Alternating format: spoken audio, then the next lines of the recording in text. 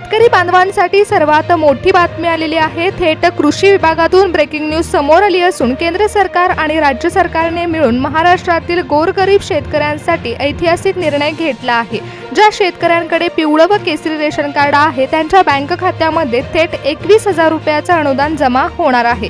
पेरणी तोंडावरती असताना शेतकऱ्यांच्या खताचा, बियाणांचा आणि मशागतीचा खर्च सरकारने उचलला आहे। शेतकरी बांधवांनो, 21,000 रुपये हे कृषी मंत्र्यांनी स्पष्ट शब्दात शेतकऱ्यांच्या खात्यावर सोडण्याचे आदेश दिले आहेत। 21,000 रुपयाची घोषणा अधिकृतपणे झाली असली तरीही महाराष्ट्रातील 14 जिल्ह्यांमध्ये पिवळं व केसरी रेशन कार्ड असणाऱ्या शेतकऱ्यांना याचा लाभ मिळणार आहे।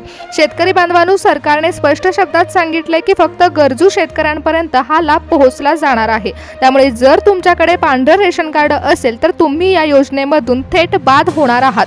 पांढरं रेशन कार्ड म्हणजे तुमचं उत्पन्न जास्त, त्यामुळे तुम्हाला लाभ घेता येणार नाही। केंद्र सरकारची जशी पीएम किसान सन्मान निधी योजना आहे आणि महाराष्ट्र सरकारची जशी नमो शेतकरी महासन्मान निधीची योजना आहे, त्याद्वारे तुम्हाला जसे पैसे मिळतात अगदी त्याचप्रमाणे 21,000 रुपयाचं अनुदान मिळण्याच्या निर्णयावरती शिक्कामोर्तब झाला। आता सरकारने शेतकऱ्यांचा डेटाबेस तपासला आहे, त्यामुळे आता या दोन्ही योजनांचे लाभार्थी तुम्ही असाल तर तुम्हाला आणखी 21,000 रुपयांचा देखील लाभ मिळत आहे। शेतकऱ्यांसाठी विशेष बातमी आली आहे। या योजनेसाठी अधिकृत GR देखील जाहीर करण्यात आला। 14 जिल्ह्यांची यादी देखील समोर आली। त्यामुळे जर तुम्ही शेतकरी असाल, पेरणी करणार असाल तर 21,000 रुपयाच्या अनुदानाबाबतची सविस्तर माहिती लक्षपूर्वक ऐका। पुढील 2 मिनिटांमध्ये मुख्यमंत्री देवेंद्र फडणवीस साहेब आणि कृषी मंत्री यांनी घेतलेले महत्त्वाचे निर्णय आपण पाहणार आहोत। कारण या 21,000 रुपयाच्या अनुदानासाठी जे शेतकरी पात्र ठरले आहेत त्यांची यादी बनवण्यात आली। कारण सरसकट हा लाभ दिला जाणार नाहीये। 21,000 रुपये ही मोठी रक्कम थेट आता डायरेक्ट बेनिफिट ट्रान्सफरच्या माध्यमातून शेतकऱ्यांच्या बँक खात्यामध्ये जमा केली जाणार आहे। त्यामुळे हे पैसे शेतकऱ्यांच्या खात्यावर कसे वितरित होणार आहेत याची सविस्तर माहिती आपण आजच्या व्हिडिओमध्ये घेऊयात। शेतकरी बांधवांनो, ही योजना लागू करत असताना सरकारने शेतकऱ्यांचा डेटाबेस तपासला होता। त्यामुळे एका मोठ्या डिजिटल ट्रॅपमधून शेतकऱ्यांची नावं ही पात्र शेतकऱ्यांच्या यादीमध्ये जमा केली आहेत। यांच्यामध्ये ज्या शेतकऱ्यांची पीएम किसान योजनेचे हप्ता मिळवण्याची योजना चालू आहे, त्याचबरोबर ज्या शेतकऱ्यांची महाराष्ट्र सरकारची नमो शेतकरी योजनेचे लाभ चालू आहेत त्या शेतकऱ्यांसाठी महत्त्वाची बातमी देण्यात आली। कारण आत्ताची 21,000 रुपयाची जी रक्कम शेतकऱ्यांच्या बँक खात्यात जमा होणार आहे त्यामध्ये केंद्र सरकारचे निम्मे पैसे असणार आहेत आणि राज्य सरकारचे निम्मे पैसे असणार आहेत। कारण स्वतः नरेंद्र मोदी साहेबांनी सर्व शेतकऱ्यांसाठी ही योजना संपूर्ण भारतभर लागू करण्याचा निर्णय घेतला, पण त्यासोबतच आपल्या महाराष्ट्राचे मुख्यमंत्री देवेंद्र फडणवीस साहेब यांनी देखील महाराष्ट्रातील शेतकऱ्यांसाठी हा निर्णय घेतला आहे। शेतकरी बांधवांनो, या सर्व योजनांचा मुख्य केंद्रबिंदू आहे तो म्हणजेच मंत्रालय। मंत्रालयातून थेट माहिती आली की स्वतः मुख्यमंत्र्यांनी आणि कृषी मंत्र्यांनी महत्त्वाची बैठक घेतली आणि या बैठकीमध्ये पेरणीच्या काळात शेतकऱ्यांच्या हाताला पैसा कसा मिळेल यावर गंभीर चर्चा झाली।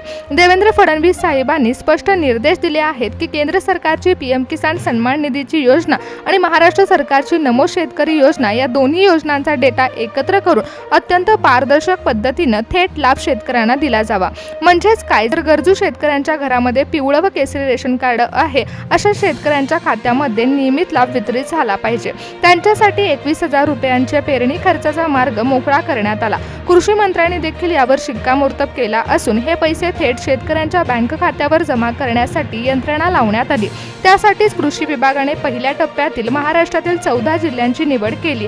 आता बँक खात्यामध्ये हे पैसे जमा होत असताना शेतकऱ्यांनी गर्दी करू नये, त्यामुळे सर्व्हरचं काम देखील तपासण्यात आलं।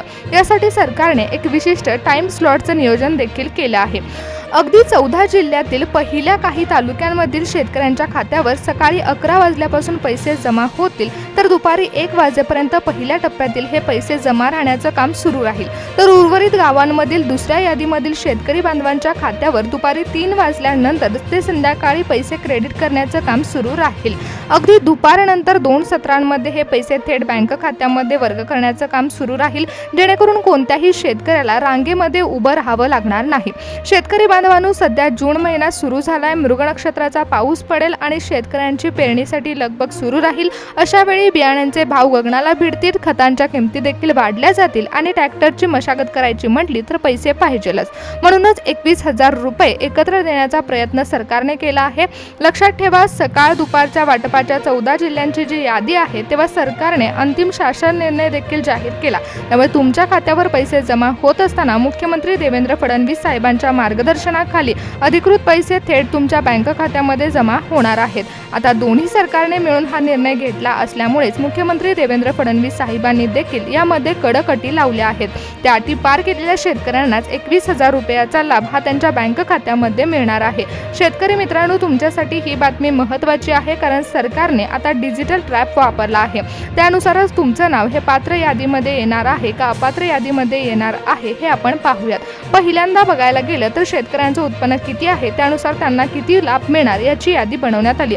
यामध्ये काही शेतकऱ्यांची नावं ही अ गटामध्ये ॲड केली आहेत, तर काही शेतकऱ्यांची नावं ही ब गटामध्ये ॲड करण्यात आली.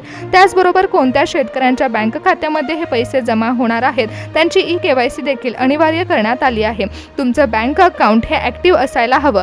त्याचबरोबर जिल्ह्यांची यादी बनवण्यात आली आहे. त्यामध्ये कृषी विभागाच्या अंतर्गत माहितीनुसार पहिल्या टप्प्यामध्ये संपूर्ण महाराष्ट्राला हा निधी दिला जाणार नाही, तर पहिल्या टप्प्यामध्ये फक्त 14 जिल्ह्यांची निवड करण्यात आली आहे. त्यामध्ये महाराष्ट्रातील कोणत्या जिल्हे समाविष्ट करण्यात आले आणि त्या जिल्ह्यांच्या नावासमोर सरकारने ग्रीन सिग्नल लावला आहे हे आपण पाहूया. या जिल्ह्यातील शेतकऱ्यांच्या खात्यावर थेट 21,000 रुपये हे डायरेक्ट बेनिफिट ट्रान्सफरच्या माध्यमातून सोडले जाणार आहेत. इंटरनेटवरती देखील 21,000 रुपयाचा नवीन GR जाहीर झाला आहे. सध्या सरकारने थेट निर्णय घेतलाय आणि 21,000 रुपयाच्या पेरणी GRवरती शिक्कामोर्तब केलाय. त्यामुळे महाराष्ट्रातील सर्व शेतकऱ्यांसाठी आनंदाची बातमी आली आहे. तर शेतकरी बांधवांनो, ज्या 14 जिल्ह्यांमध्ये हे पैसे जमा होणार आहेत या यादीमध्ये सर्वात पहिलं नाव येतं ते म्हणजे लातूर जिल्ह्याचं. लातूर जिल्ह्यामध्ये कोरडवाहू भागातील शेतकऱ्यांना आता मदत मिळेल. यानंतर दुसरं नाव येतं ते म्हणजे धाराशिव. दुष्काळ सोसणाऱ्या या भूमीला आता पेरणीच्या काळामध्ये बळ देण्यासाठी या जिल्ह्याचं नाव यादीमध्ये घेण्यात आलंय. तिसरा नंबर लागतोय तो म्हणजे बीड जिल्ह्याचा. ऊसतोड कामगार आणि कष्टाळू शेतकऱ्यांचा हा जिल्हा नेहमीच राजकीय आणि सामाजिकदृष्ट्या केंद्रबिंदू बनला आहे. त्यामुळे बीड जिल्ह्यामधील शेतकऱ्यांच्या खात्यावर पैसे सोडण्यात आले. त्यानंतर मराठवाड्यामधील चौथं नाव येतं ते म्हणजे नांदेड. गोदावरीच्या खोऱ्यातील या जिल्ह्याचा पहिल्या गटामध्ये समावेश करण्यात आला आहे. सरकारने आता आर्थिक संदेश देण्याचा निर्णय घेतला आहे. आता वळूया विदर्भातील जिल्ह्यांकडे, ज्यांना आपण पांढरा सोन्याचा म्हणजेच कापसाचा पट्टा म्हणतो. अवकाळी पाऊस आणि संकटाने होरपळलेल्या यवतमाळ आणि अमरावती या दोन प्रमुख जिल्ह्यांचा समावेश 14 जिल्ह्यांच्या यादीमध्ये करण्यात आला. यवतमाळमधील शेतकरी बांधवांसाठी ऐन पेरणीच्या तोंडावरती ही संजीवनी ठरणारी बातमी मिळाली आहे.